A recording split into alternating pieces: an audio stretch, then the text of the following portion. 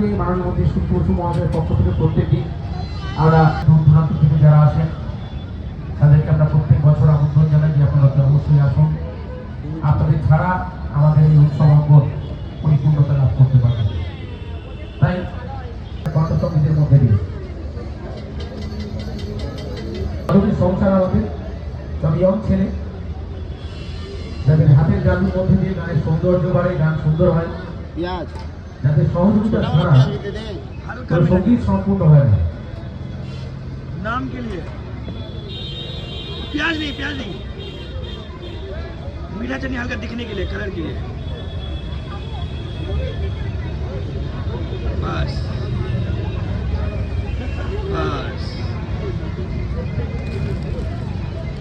भुजिया मत डाल,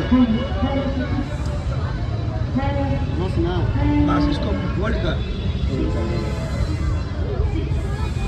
जो सीधा कर।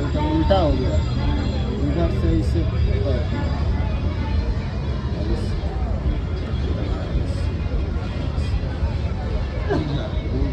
स्टैंड अप कर,